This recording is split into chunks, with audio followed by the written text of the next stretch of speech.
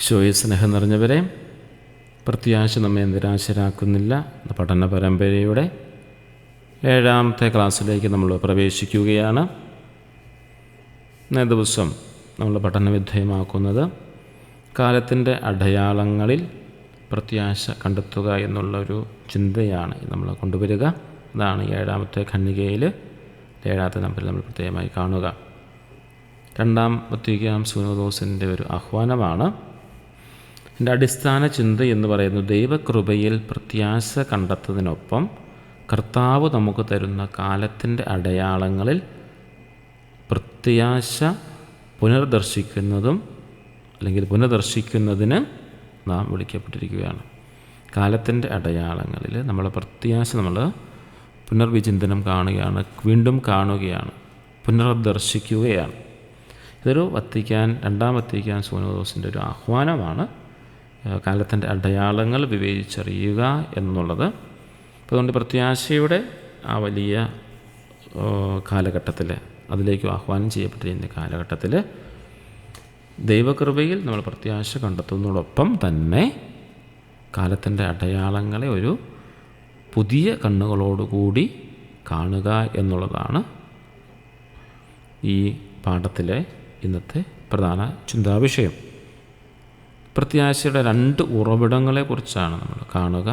ഒന്ന്, നമ്മുടെ പ്രത്യാശ കേവലം ആത്മീയ ചിന്തകളിൽ മാത്രം ഒതുങ്ങേണ്ടതല്ല.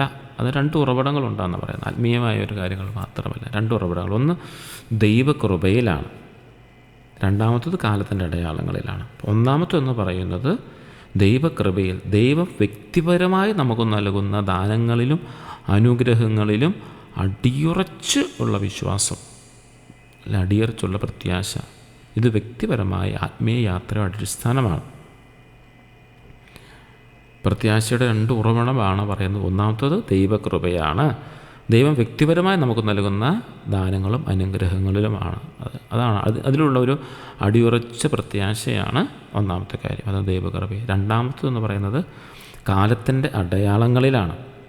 നമ്മുടെ കാലഘട്ടത്തിലെ സംഭവങ്ങളെ വിശ്വാസത്തിൻ്റെ വെളിച്ചത്തിൽ കാണുകയും അതിൽ ദൈവത്തിൻ്റെ രക്ഷാകരമായ ഇടപെടലിനെ തിരിച്ചറിയുകയും ചെയ്യുക. കാലത്തിൻ്റെ അടയാളങ്ങൾ നമ്മൾ വിവേചിച്ചറിയുന്നത് വിശ്വാസത്തിൻ്റെ വെളിച്ചത്തിലാണ്. അവിടെ ദൈവത്തിൻ്റെ ഇടപെടൽ, രക്ഷാകരമായ ഇടപെടൽ ഉണ്ട് എന്ന് നമ്മൾ തിരിച്ചറിയുകയും അതിനെ മനസ്സിലാക്കി വ്യാഖ്യാനിക്കാൻ നമ്മുടെ ജീവിതത്തെ ക്രമപ്പെടുത്താൻ നമുക്ക് സാധിക്കണം. അങ്ങനെ ദൈവകൃപയിലും കാലത്തിൻ്റെ അടയാളങ്ങൾ മനസ്സിലാക്കി വിശ്വാസത്തിൻ്റെ വെളിച്ചത്തിലും നമുക്ക് മുന്നോട്ട് പോകാനായിട്ട് സാധിക്കും. ഇതാണ് പ്രത്യാശയുടെ 2 ഉറവിടങ്ങൾ. 2-ാം വത്തിക്കാൻ കൗൺസിലിൻ്റെ ആഹ്വാനം എന്ന് പറയുന്നത് നമ്മുടെ ലോകത്തിലെ സംഭവങ്ങളെ നിസ്സംഗതയോടെ കാണാൻ സഭയ്ക്ക് സാധിക്കില്ല എന്നാണ് 2-ാം വത്തിക്കാൻ സുനോദോസ് വ്യക്തമാക്കുക. ഇതിൽ പറയുന്ന കാര്യം ഇതാണ്: എല്ലാ കാലത്തും കാലത്തിൻ്റെ അടയാളങ്ങളെ വായിക്കുന്നതിനും സുവിശേഷത്തിൻ്റെ വെളിച്ചത്തിൽ അവയെ വ്യാഖ്യാനിക്കുന്നതിനും സഭയ്ക്ക് ബാധ്യതയുണ്ട്.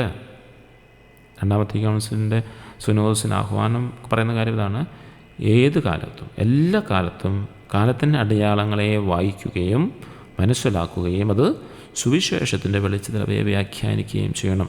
ഇതിൻ്റെ ലക്ഷ്യമെന്ന് പറയുന്നത് നമ്മുടെ ഈ ജീവിതത്തിൻ്റെയും വരാനിരിക്കുന്ന ജീവിതത്തിൻ്റെയും അർത്ഥത്തെക്കുറിച്ചുള്ള മനുഷ്യൻ്റെ അടിസ്ഥാന ചോദ്യങ്ങൾക്ക് ഓരോ തലമുറയ്ക്കും മനസ്സിലാകുന്ന ഭാഷയിൽ ഉത്തരം നൽകുക എന്നുള്ളതാണ്.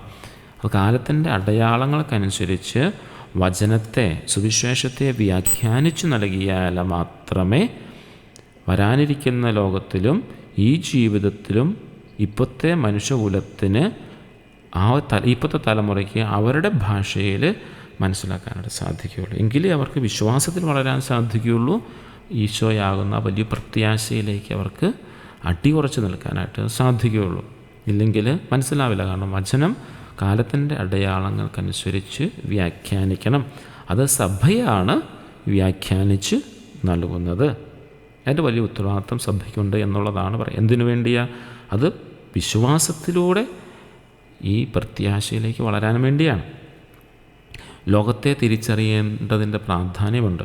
നമ്മുടെ ഈ കാലഘട്ടത്തെ വിലയിരുത്തുമ്പോൾ നമ്മൾ ശ്രദ്ധിക്കേണ്ട 2 കാര്യങ്ങളുണ്ട്. ഒന്ന്, ലോകത്തിൽ നിലനിൽക്കുന്ന തിന്മയാലും അതിക്രമങ്ങളാലും കീഴടക്കപ്പെടുവാൻ നാം പ്രലോഭനപ്പെടരുത്. നമുക്ക് പ്രലോഭനമുണ്ടാവും. അതൊരു അപകടത്തെക്കുറിച്ചാണ് പറയുന്നത്. ലോകത്തിൽ നിലനിൽക്കുന്ന തിന്മയാലും അതിക്രമങ്ങളാലും കീഴടക്കപ്പെടുവാൻ നാം പ്രലോഭിപ്പിക്കപ്പെടരുത്. ഒരു പ്രലോഭനം ഉണ്ടാവും. ഇന്നത്തെ ഒരു കഴിഞ്ഞ ദിവസം നമ്മൾ കണ്ടിരുന്നു, ഒരു ഇൻ്റർനെറ്റിൻ്റെ യുഗത്തിൽ ഇപ്പോൾ എനിക്ക് സംഭവിക്കണം, ഇപ്പോൾ എനിക്ക് അങ്ങനെ ഒരു സംസ്കാരത്തെക്കുറിച്ച് പരിശുദ്ധ പിതാവ് പറഞ്ഞിരുന്നു. ഒരു ഇൻ്റർനെറ്റിൻ്റെ യുഗത്തിൽ ഇതാണ്. അതായത് സമയത്തിന് വേണ്ടി കാത്തിരിക്കാൻ, ദൈവത്തിൻ്റെ സമയത്തിന് വേണ്ടി കാത്തിരിക്കാൻ പറ്റുന്നില്ല. അത് നമുക്കൊരു മറുപടി തന്നിരിക്കുന്നത് പ്രകൃതിയിൽ നിന്നും പഠിക്കാനാണ് പറഞ്ഞിരിക്കുന്നത്. അതിനൊരു സമയമുണ്ട്, കാലമുണ്ട് എന്നുള്ളതൊരു പ്രകൃതിയിൽ നിന്ന് പഠിക്കാനാണ് പറഞ്ഞിരിക്കുന്നത്. അങ്ങനെ ഒരു കാലഘട്ടത്തിൻ്റെ അപകടമാണ് ഈ ലോകത്തിൽ നിൽക്കുന്ന തിന്മയും അതിക്രമങ്ങളും കീഴടക്കുവാൻ ഒക്കെ നമ്മൾ പ്രലോഭിതരാകരുത്. ഈ കാലഘട്ടത്തെ വിലയിരുത്തേണ്ടുന്ന കാര്യം. രണ്ടാമത്തെ കാര്യം, ഒരു തിരിച്ചറിവുണ്ടാകണം. ലോകത്തിൽ നിലനിൽക്കുന്ന വലിയ നന്മയെ നാം തിരിച്ചറിയണം. ലോകം മുഴുവൻ തിന്മയാണെന്ന് ചിന്തിക്കാതെ അതിലെ നന്മയുടെ അംശങ്ങളെ കാണാൻ ശ്രമിക്കുമ്പോഴാണ് പ്രത്യാശ നിലനിർത്തുന്നത്. ഒരു അപകടത്തെക്കുറിച്ച് നമ്മൾ പറഞ്ഞപ്പോൾ പലപ്പോഴും എല്ലാവരും പറയുന്ന ഇതാണ്, ഇന്നത്തെ ലോകം മുഴുവനും പോക്കാണ്, അത് മുഴുവനും മദ്യത്തിൻ്റെയും മരുന്നിൻ്റെയും അല്ലെങ്കിൽ അങ്ങനെയുള്ള പല തിന്മകളാലും അപകടപ്പെട്ട് കിടക്കുകയാണെന്ന് പറഞ്ഞുകൊണ്ട് അതൊരു അപകടമാണ്. പക്ഷേ അങ്ങനെ ഒരു അപകടം അവിടെ മുമ്പിൽ നിൽക്കുമ്പോഴും ലോകത്തിൽ നിലനിൽക്കുന്ന വലിയ നന്മകളുണ്ട്. ആ നന്മയെ തിരിച്ചറിയാൻ സാധിക്കാതെ കണ്ണടച്ചു പോകുമ്പോഴെന്നാ സംഭവിക്കുന്നത്? നന്മയുടെ അംശങ്ങളെ കാണാനില്ലാതെ വരുമ്പോൾ ഉള്ള പ്രത്യാശകൾ നഷ്ടപ്പെട്ടു പോകും. അപ്പം അതുകൊണ്ട് ഉള്ള നന്മകളെ, വലിയ നന്മകളെ നമ്മൾ എപ്പോഴും ചെയ്യണം, പ്രത്യാശയോടെ കാണുകയും അത് മറ്റുള്ളവർക്ക് പങ്കുവെച്ചു കൊടുക്കാനും കൂടെ തയ്യാറാകണം. ഈ കാലഘട്ടത്തിന് രണ്ട് അപകടങ്ങളാണ് അല്ലെങ്കിൽ നമ്മൾ ശ്രദ്ധിക്കേണ്ട കാര്യം. ഒന്ന്, ലോകത്തിൻ്റെ അപകടങ്ങളുണ്ടെന്ന് മനസ്സിലാക്കുക. അതോടൊപ്പം തന്നെ ലോകത്തിൽ അതിൻ്റേതായൊരു വലിയ നന്മയുണ്ട്. അപകടമുണ്ട് എന്ന് മനസ്സിലാക്കുന്നതോടൊപ്പം തന്നെ നന്മയുണ്ട് എന്നുള്ള തിരിച്ചറിവ് കൂടി നമുക്കുണ്ടാവണം. ഇല്ലെങ്കിൽ പ്രത്യാശ നഷ്ടപ്പെട്ടു പോകും. അപകടങ്ങളും മാത്രങ്ങളും അതിക്രമങ്ങളും മാത്രമേ ഉള്ളൂ എന്ന് ചിന്തിച്ചിട്ടുണ്ട് എങ്കിൽ പ്രത്യാശ നമുക്ക് ഒരിക്കലും ഉണ്ടാവില്ല. അപ്പം മുഴുവൻ ലോകത്തിലുള്ള മുഴുവൻ നന്മയാണെന്ന് മാത്രം ചിന്തിച്ചുകൊണ്ടിരുന്നു കഴിഞ്ഞാൽ അതിനിടയിലൂടെ വരുന്ന അപകടത്തെ മനസ്സിലാക്കാനും പറ്റില്ല. അപ്പോൾ അതുകൊണ്ട് രണ്ട് കാര്യങ്ങൾ, അതുകൊണ്ടാണ് പരിശുദ്ധ പിതാവ് രണ്ടാം വത്തിക്കാൻ കൗൺസിലിൻ്റെ ചിന്ത എടുത്തു വെച്ചുകൊണ്ട് പറയുന്നത്, കാലത്തിൻ്റെ അടയാളങ്ങൾ ഓരോ മാറി വരുന്ന സംസ്കാരത്തിനും തലമുറയ്ക്കും അനുസരിച്ച് അവരുടെ ചോദ്യങ്ങൾക്ക് മറുപടി നൽകുന്ന രീതിയിൽ സഭ വ്യാഖ്യാനിക്കണമെന്ന് പറയുന്ന കാര്യം, സുവിശേഷത്തിൻ്റെ വെളിച്ചത്തിൽ വ്യാഖ്യാനിക്കണമെന്ന കാര്യം പഠിപ്പിക്കുന്നത്. അപ്പോൾ എന്നാ ചെയ്യണം? പുതിയ തലമുറ ആ കാര്യം പഠിക്കുകയും കേൾക്കുകയും മനസ്സിലാക്കുകയും ചെയ്യണമെന്നതും പ്രധാനപ്പെട്ട കാര്യമാണ്. അതുപോലെ പ്രത്യാശയുടെ ഒരു പരമമായ അടയാളത്തെക്കുറിച്ച് ഇവിടെ പറയുന്നുണ്ട്. എല്ലാ കാലത്തിൻ്റെ അടയാളങ്ങളിലും ഏറ്റവും പ്രധാനപ്പെട്ട പ്രത്യാശയുടെ അടയാളം എന്ന് പറയുന്നത് മനുഷ്യൻ്റെ ഹൃദയങ്ങളിലെ ദാഹമാണ്. പ്രത്യാശയുടെ ഏറ്റവും പരമമായ അടയാളം എന്നുള്ളത് മനുഷ്യൻ്റെ ഹൃദയത്തിലെ ദാഹമാണ്.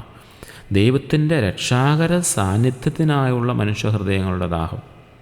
ഈശോയുടെ രക്ഷാകര സാന്നിധ്യം എന്ന് പറയുമ്പോൾ അറിയാം, അവിടുത്തെ മനുഷ്യാവതാരം, കുരിശുമരണം, പീഡാനുഭവം, കുരിശുമരണോത്ഥാനം എല്ലാം അവിടുത്തെ രക്ഷാകര സാന്നിധ്യത്തിനുള്ള ഒരു ദാഹമാണ്. നമ്മൾ മനുഷ്യ ഹൃദയം അത് ആഗ്രഹിക്കുന്നുണ്ട്. അതിനൊരു വിശദീകരണമായി നമ്മൾ കാണുന്നത് എങ്ങനെയാണ്? ലോകം ഭൗതികമായി എത്രയൊക്കെ വളർന്നാലും മനുഷ്യൻ്റെ ഉള്ളിലൊരു ആത്മീയമായ ഒഴിഞ്ഞ ഇടമുണ്ട്, ഒരു ശൂന്യതയുള്ള ഒരു സ്ഥലമുണ്ട്. അറിഞ്ഞോ അറിയാതെയോ മനുഷ്യൻ ദൈവികമായ ഒരു അനുഭവത്തിന് വേണ്ടി ദാഹിക്കുന്നുണ്ടെങ്കിൽ അത് ഈ കാലഘട്ടത്തിൽ ദൈവം പ്രവർത്തിക്കുന്നു എന്നതിൻ്റെ ഏറ്റവും വലിയ പ്രത്യാശയുടെ അടയാളമാണ്. ചിലപ്പോഴൊക്കെ നമ്മുടെ കൂടെ സുഹൃത്തുക്കളായിട്ടുള്ളവരും അല്ലെങ്കിൽ അങ്ങനെയുള്ളവരൊക്കെ വലിയ സാമ്പത്തികമായ ഭദ്രതയുള്ളവരാണെങ്കിലും അവരൊക്കെ ചില സമയത്ത് നമ്മുടെ അടുത്ത് വന്ന് സങ്കടത്തോടെ പറയുന്ന കാര്യമാണ്, എല്ലാം ഉണ്ട്, സമ്പത്തുണ്ട്, വാഹനമുണ്ട്, എല്ലാം ഉണ്ട്, സുഹൃത്തുക്കളുണ്ട്, പക്ഷേ എന്തോ ഒരു മനസ്സിനൊരു സന്തോഷം ലഭിക്കുന്നില്ല. ഒരു മനസ്സിന് സന്തോഷം ലഭിക്കുന്നില്ല. എന്തോ ഒരു കുറവ് അവിടെ എപ്പോഴും ഫീൽ ചെയ്യുന്നതായിട്ട്, എന്തോ ഒരു കുറവ് അവിടെ അനുഭവപ്പെടുന്നു. ഇതൊരു ആത്മീയമായ ഒഴിഞ്ഞ ഇടമാണ് മനുഷ്യൻ്റെ ഉള്ളിൽ. അതായത് ദൈവത്തെ തേടുന്ന ഒരു മനുഷ്യൻ്റെ ഹൃദയത്തെക്കുറിച്ചാണ് കാണുന്നവർ. അത് ദൈവികമായ ഒരു അനുഭവം കൂടി ഉണ്ടാകുമ്പോൾ മാത്രമേ മനുഷ്യൻ പൂർണ്ണനാകുന്നുള്ളൂ എന്നുള്ളതാണ്. അതാണ് പ്രത്യാശയുടെ ഏറ്റവും വലിയ അടയാളം. ദൈവവും കൂടി അവൻ്റെ ഹൃദയത്തിൽ വസിക്കാൻ തുടങ്ങുമ്പോഴാണ് അവരെപ്പോഴും സന്തോഷത്തോടെ ആയിരിക്കാൻ സാധിക്കുക. മറ്റെന്തുണ്ടെന്ന് പറഞ്ഞാൽ പോലും അവിടെ ഒരു സന്തോഷമുണ്ടാകുന്നതാണ്. ഇത് ഈ ഒരു ആത്മീയമായ ഒഴിഞ്ഞിടം, മനുഷ്യ ഹൃദയങ്ങളുടെ ദാഹം എന്നാണ് അതിനെക്കുറിച്ച് പരിശുദ്ധ പിതാവ് പറഞ്ഞിരിക്കുക. ആ ദാഹമുള്ള മനുഷ്യൻ എപ്പോഴും, അതാണ് പ്രത്യാശയുടെ അടയാളം എന്ന് പറയുന്നത്. അവന് മാത്രമേ ഈ പ്രത്യാശയിലേക്ക് വിശ്വാസത്തോടുകൂടി അടുക്കാനായിട്ട് സാധിക്കുകയുള്ളൂ. പ്രത്യാശയുടെ ധർമ്മം എന്ന് പറയുന്നത് വ്യക്തിപരമായി പറഞ്ഞാൽ ദൈവകൃപയിൽ അടിയുറച്ച് സമാധാനം കണ്ടെത്തുക എന്നുള്ളതാണ് ഒരു പ്രത്യാശയുടെ ധർമ്മം. ഒരു മനുഷ്യൻ എന്ന നിലയിൽ, ഒരു ക്രിസ്ത്യാനി എന്ന നിലയിൽ, ഒരു വിശ്വാസി എന്ന നിലയിൽ വ്യക്തിപരമായി ദൈവകൃപയിൽ അടിയുറച്ച് സമാധാനം കണ്ടെത്തുന്നവനാവണം. 2, സാമൂഹികമായി നമ്മൾ നോക്കുമ്പോൾ ലോകത്തിൻ്റെ അടയാളങ്ങളെ വായിച്ച് അതിലെ നന്മയെ തിരിച്ചറിഞ്ഞ് നിരാശയുടെ കെണികളിൽ വീഴാതിരിക്കുക.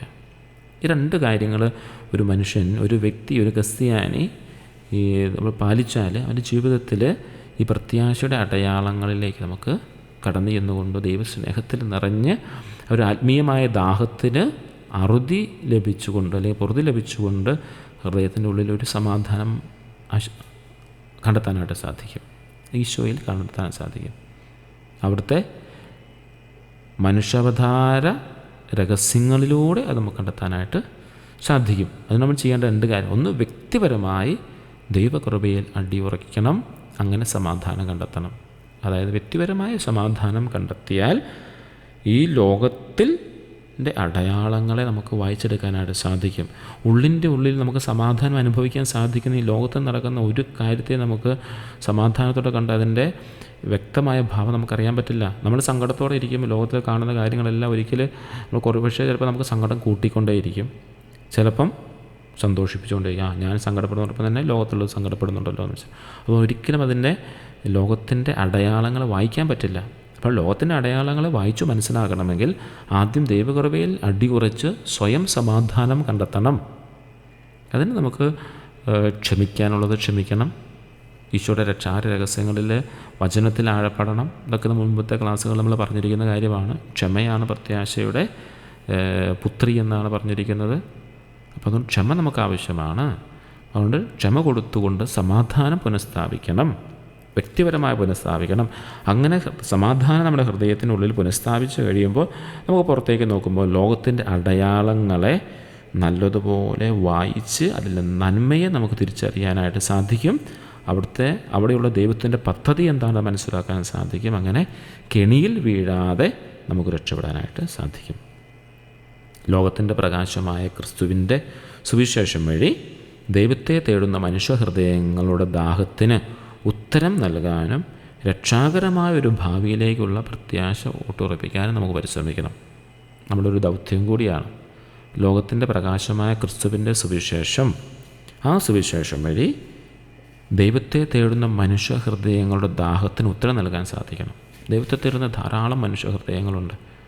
നമ്മുടെ അടുത്ത് വരുന്നവരെ, നമ്മൾ കണ്ടുമുട്ടുന്നവർ, അല്ലെങ്കിൽ പ്രാർത്ഥന വഴിയൊക്കെ നമ്മുടെ മാധ്യസ്ഥ പ്രാർത്ഥന ചോദിക്കുന്നവരൊക്കെ ഇതാണ്, ദൈവത്തിനെ തേടുന്ന മനുഷ്യഹൃദയങ്ങളുടെ ദാഹമാണ് അവിടെ കാണുന്നത്. അതിന് ഉത്തരം നൽകാൻ നമുക്ക് സാധിക്കണം. അങ്ങനെ രക്ഷാകരമായൊരു ഭാവിയിലേക്കുള്ള പ്രത്യാശ ഊട്ടുറപ്പിക്കാൻ സാധിക്കണം. 3 കാര്യങ്ങളാണ് നമ്മൾ പ്രത്യേകമായിട്ട് ഓർമ്മിപ്പിച്ചിരിക്കുക.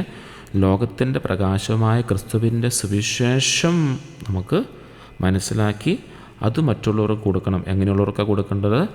ദൈവത്തെ തേടുന്ന മനുഷ്യഹൃദയങ്ങളുടെ ദാഹം, അതായത് ദൈവത്തെ തേടി നടക്കുന്ന മനുഷ്യഹൃദയങ്ങൾ, ദാഹിച്ച് തേടി നടക്കുന്ന മനുഷ്യഹൃദയങ്ങൾക്ക് ഈ ദൈവവചനമാകുന്ന ക്രിസ്തുവിൻ്റെ പ്രകാശം നൽകി അവരുടെ ദാഹത്തിന് ഉത്തരം നൽകണം. അങ്ങനെ രക്ഷാകരമായൊരു ഭാവിയിലേക്കുള്ള പ്രത്യാശ നമ്മുടെ വ്യക്തിപരമായ ജീവിതത്തിലും മറ്റുള്ള ജീവിതത്തിലും നമുക്ക് ഉറപ്പിക്കാനായിട്ട് സാധിക്കണം.